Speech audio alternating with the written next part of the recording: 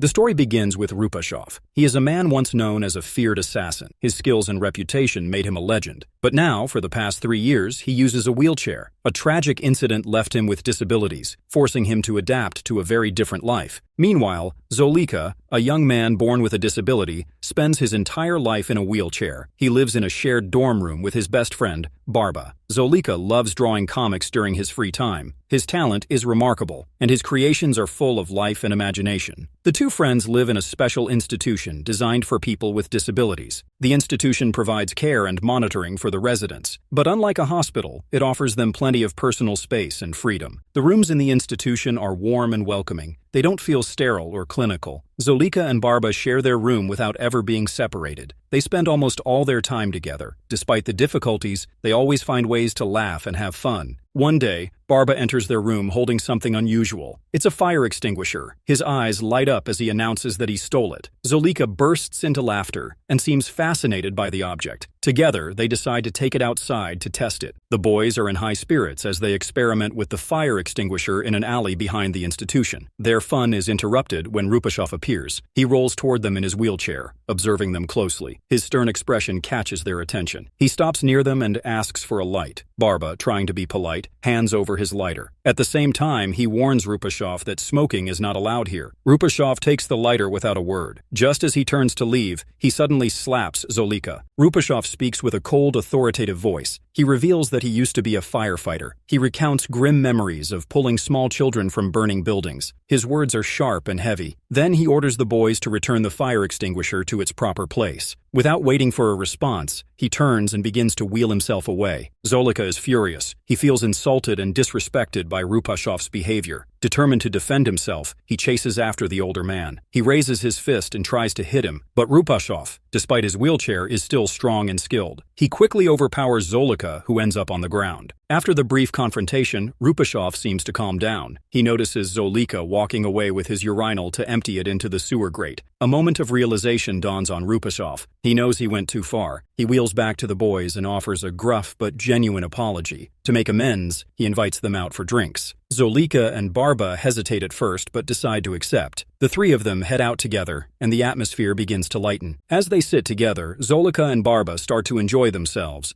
Rupashov surprises them with his sense of humor and his ability to drink like a seasoned veteran. The boys can hardly keep up with him and are left in awe of his stamina. For a brief moment, the three of them seem like old friends. Barba and Zolika grow curious. They ask him if he is a dealer or involved in shady business. Rupashov chuckles at the question. He wonders how they came to such a conclusion. He denies being a dealer, but admits he could use a little help with his work. He mentions needing someone to assist him, especially a driver. Barba's face lights up with excitement. He eagerly volunteers and adds that he owns a car. Rupashov raises an eyebrow, amused but intrigued by Barba's enthusiasm. Not long after, Zolika stretches out on the sofa, looking uncomfortable. Rupashov notices and asks what's wrong. Barba explains that his friend suffers from a bad back. Rupashov doesn't show much sympathy. Instead, he scoffs and says that his own back hurts all the time too. He tells Zolika to stop feeling sorry for himself. Unbeknownst to Rupashov, Zolika's health problems are much more serious than he realizes. There is more to the story than just a sore back. Despite his gruff demeanor, Rupashov seems to sense the unspoken tension. He looks at both boys and makes an unexpected proposal. He suggests they join him in a new career. He proposes that they become assassins, like him. He paints a tempting picture of the rewards they could earn. He promises them the thrill of adventure and worldly pleasures, much like the excitement they felt during the party earlier. His words are persuasive, and the boys are left with much to consider. A few days later, Zolika finds himself in a hospital. He is scheduled for surgery. The procedure is meant to address his long-standing health issues. But at the last minute, he refuses to go through with it. He discovers that the operation is being paid for by his father. This is the same man who abandoned him at birth. His father left after learning that Zolika was born with a physical malformation. The betrayal lingers in Zolika's heart, and he cannot accept help from someone who never cared for him. The scene shifts to Rupashov. He is back in his element, preparing for his next mission. His boss has assigned him a target. He waits in a deserted parking lot, the air thick with tension. His wheelchair is parked in the shadows, and he watches the empty space in silence. A car pulls into the lot and comes to a stop near him. Several men step out of the vehicle. Their movements are calculated and intimidating. They approach Rupashov, their faces hard with menace. One of them pulls out a knife. Without hesitation, the man lunges and drives the blade into Rupashov's leg, but Rupashov doesn't flinch. There is no cry of pain, no reaction at all. He looks at them calmly and declares that he hasn't felt anything in his legs for years. His words catch the men off guard. Their shock quickly turns into laughter. They mock him, finding dark humor in his disability. But Rupashov's expression remains unreadable. He waits, biding his time. One of the men takes a step forward and kicks Rupashov hard. The force makes him cough, but he remains composed. Slowly, he reaches into his pocket and pulls out a plastic bag. His movements seem casual at first, but there is tension in the air. Inside the bag is a gun. With practiced efficiency, Rupashov pulls the weapon free. His expression hardens. Without hesitation, he fires at his attackers. The shots ring out in the quiet parking lot. One by one, his targets fall, unable to react in time. By the time the echoes fade, they all lie lifeless on the ground. Soon after, an ambulance arrives at the scene. A female doctor named Zita steps out. She moves quickly to assess Rupashov's condition. She notices a wound on his thigh and begins to tend to it. As she works, the two exchange a few words. There is a spark between them, subtle but undeniable. Rupashov finds himself drawn to her. He feels something he hasn't felt in a long time. He begins to imagine a different future. He gathers his courage and invites her to the movies. His voice carries an unusual gentleness, revealing his feelings. But Zita politely refuses. She tells him she is engaged. Her words cut deep. Rupashov's heart sinks and he struggles to hide his pain. Later, consumed by heartbreak, he contemplates a desperate act. He wheels himself to the steps of a pedestrian bridge. For a moment, he considers throwing himself down, ending it all. But fate intervenes. Something within him holds him back. He hesitates, and the moment passes. Slowly, he regains his composure. He decides to push forward, determined to continue living, even if it means facing his old, lonely life. When Rupashov receives his paycheck from his boss, he is given strict instructions. His boss tells him to keep his work secret. He must not share details or build connections with others. The warning is firm, but it does little to deter Rupashov from occasionally breaking the rules. During this time, he often relies on the help of Zolika and Barba. The boys assist him with small tasks and errands, despite his initial reluctance. Their presence offers him a sense of camaraderie, though he rarely admits it. A few days later, Rupashov meets Zolika in the hospital. Zolika is there for rehabilitation. Rupashov watches him for a moment before speaking. His tone is firm but tinged with regret. He tells Zolika to stop helping him. He insists that they end their meetings. Zolika refuses to do it. He firmly tells Rupashov that he will continue to work with him, no matter what. His determination is unwavering. Meanwhile, Zolika's family situation becomes more strained. His father offers him money, but Zolika outright rejects it. His mother tries to convince him otherwise, her arguments persistent and emotional. Still, Zolika stands his ground. He cannot accept anything from a father who abandoned him. Rupashov continues with his rehabilitation. After completing his leg training one day, he waits outside the hospital. He holds a bouquet of roses, hoping to surprise Zita, but his confidence falters when he sees her walking out with her boyfriend. The sight crushes his hopes. Quietly, he places the flowers aside and wheels away, his heart heavy. Later, Rupashov receives a new assignment. This time, he is hired to assassinate an official. The plan is precise and carefully thought out. The target is scheduled to have lunch at a restaurant on the side of the highway. Rupashov positions himself across the road, preparing for the perfect moment. Zolika and Barba play key roles in the operation. They secure the area, positioning themselves on opposite sides to ensure Rupashov's move goes smoothly. Their presence provides cover and diversions as needed. Rupashov executes the mission with cunning. He uses an unexpected strategy, relying on a flock of pigeons and the natural distraction of the crowd. The chaos works in his favor. Without drawing any attention to himself, he eliminates the target. The official collapses in the middle of the street. Blood spreads across the pavement, staining his expensive suit. His security team rushes around, desperately searching for the culprit. But no one suspects the three disabled men in wheelchairs watching from a distance. The trio quickly makes their escape, blending into the unsuspecting crowd. Later, Rupashov meets Zita on a bus. She approaches him and hands him an invitation. It is for her wedding. Rupashov looks at the card in silence, his emotions hidden behind a blank expression. Unbeknownst to Rupashov, his boss has been watching him closely. The employer knows about his every move and is furious. Rupashov has violated the rules, and the consequences are severe. The boss confronts him and unleashes his anger. He beats Rupashov until he falls to the ground, bruised and broken. After the brutal encounter, the boss offers him one final chance to redeem himself. He assigns Rupashov a new mission, one that shakes him to his core. This time, the targets are Zolika and Barba. The next day, the trio sets out for a fishing trip.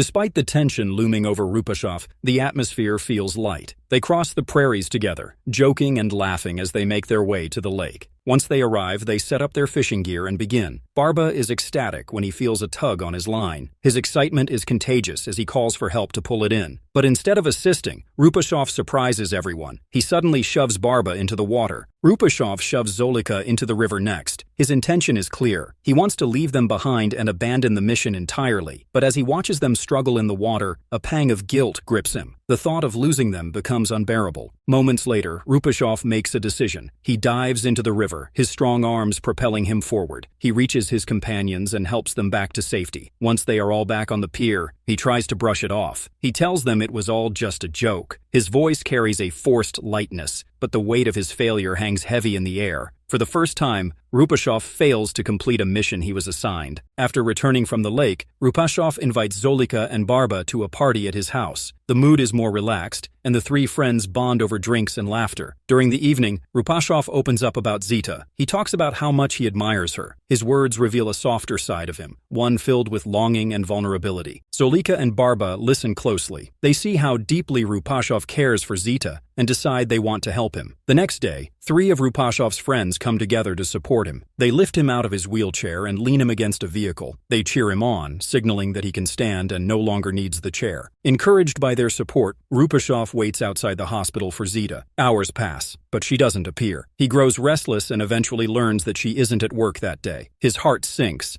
but he remains determined to see her again. A few days later, Rupashov receives new orders from his boss. This time, he is tasked with assassinating a drug dealer. The stakes are higher, as his boss offers double the pay for this mission. Rupashov agrees but makes one demand. He tells his boss that this will be his final mission. After this, he wants no more assignments. Surprisingly, the boss accepts his terms without argument. Rupashov begins preparing for the task. He takes Zolika and Barba along for the mission, though he insists they wait in the car. The three of them arrive at the target's house. The atmosphere is tense as Rupashov approaches the entrance. Two guards stand watch outside. They stop him and search him thoroughly. Their hands move over every pocket and seam of his clothing. The guards find nothing alarming. There are no guns, no knives, no hidden weapons. Satisfied, they allow him to proceed. They escort him into the residence and bring him face to face with the drug dealer. The guards remain confident, believing they have everything under control. Rupashov moves into action as soon as he comes face to face with the drug dealer. He waits for the right moment, then reaches into the foam cushions of his wheelchair. From within the hidden compartment, he pulls out a pistol. He wastes no time and starts firing at the guards inside the residence. However, his aim falters under the pressure. Several shots miss their targets. The drug dealer, instead of panicking or fleeing, reacts quickly. He grabs his own gun and engages in a shootout with Rupashov. Rupashov's experience as a hitman gives him an edge. His reflexes are sharp, even though his body is no longer what it once was. Wounds cover his frame, and his clothes are soaked with blood. Yet he fights with relentless determination. One by one, he eliminates everyone in the room, including the drug dealer. As the last shot echoes in the air, Rupashov knows the mission is complete. He forces himself to flee the residence, dragging his battered body toward the gate. Just as he reaches it, the piercing sound of police sirens fills the air. The gate is locked. Rupashov tugs at it desperately, but it refuses to budge. Panic sets in as the police sirens grow louder. In the car, Zolika and Barba watch the unfolding chaos. Their faces are pale with fear. Zolika takes charge. He jumps out of the car and boldly approaches the incoming police car to create a distraction. At the same time, Barba rushes to help Rupashov. Together, they manage to get him out of the house and into the vehicle. The trio escapes just in time, leaving the chaos behind. Later, Rupashov meets with his boss to collect his payment. The atmosphere is tense, but he tries to maintain his composure. In an unusual move, the boss insists on accompanying him. They travel together to a deserted warehouse, its shadows swallowing the light of the day. As they step inside, Rupashov notices something unsettling. A rope dangles ominously from the ceiling. His instincts sharpen. He senses that something is wrong. The boss's demeanor shifts.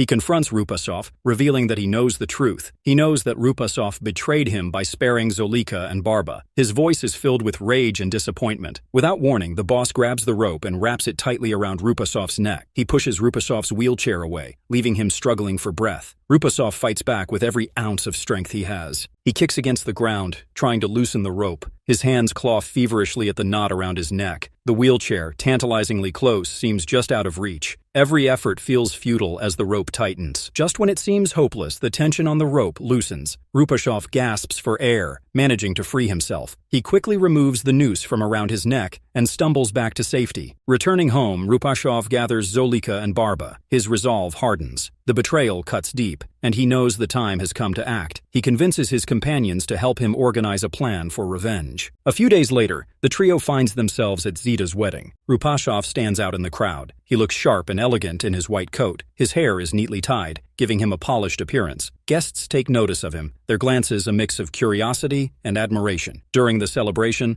Rupashov decides to showcase his singing talent. His voice carries through the room, drawing the attention of everyone present. The guests listen intently, captivated by his performance. Zita is especially moved. Tears stream down her face as she watches him. His song touches her deeply, leaving her overwhelmed with emotion. At the height of the moment, Rupashov leans in and kisses Zita. The act stirs tension in the room. Her husband watches in shock and envy. His anger builds as he sees the bond between Zita and Rupashov. Later, after the party ends, Zita's husband gathers his friends. Fueled by jealousy and rage, they attack Rupashov. The confrontation is heated, and they try to overpower him. Zolika arrives just in time. He steps into the chaos, brandishing a gun. He points it at Zita's husband and threatens him. The sight of the weapon forces them to retreat. Zolika helps Rupashov escape the scene, ensuring his safety. Over the next 3 days, Rupashov focuses to revenge. He plans carefully, determined to settle the score with his criminal boss. He teams up with Zolika for the mission. They head to the boss's hideout, entering boldly through the front. Barba stays outside, watching for trouble. Inside, Rupashov confronts the boss directly. His voice is calm but firm. He demands payment for his last mission, which the boss failed to provide. The boss refuses. His tone is laced with menace as he threatens to unleash his dogs. Rupashov acts quickly. He pulls out his gun and fires at a fire extinguisher on the table near the boss. The explosion startles the dogs, sending them into a frenzy. They panic and run wildly around the room. The boss reacts with fury. He grabs a gun and fires at the dogs, silencing them. In the chaos, his weapon falls to the ground. Seizing the opportunity, the boss grabs a knife and charges at Rupashov. He stabs him multiple times, each strike deliberate and brutal. Zolika watches the scene unfold. He holds a gun in his hands but hesitates. He makes no move to save Rupashov. The boss delivers the final blow, and Rupashov collapses, lifeless. After Rupashov's death, Zolika finally acts. He shoots the boss, eliminating him. He then turns to the safe, taking all the money inside. With the cash in hand, Zolika makes plans to use it for his long-awaited leg operation. As the story reaches its climax, a surprising twist is revealed. Everything involving Rupashov is fictional. The entire narrative is a creation from Zolika's comic strip. Zolika invents the character Rupashov, based on his own life experiences. He imagines a man who looks just like his father and shares his disability. In reality, Zolika has never met his father. All he has is a photograph of a man who resembles Rupashov.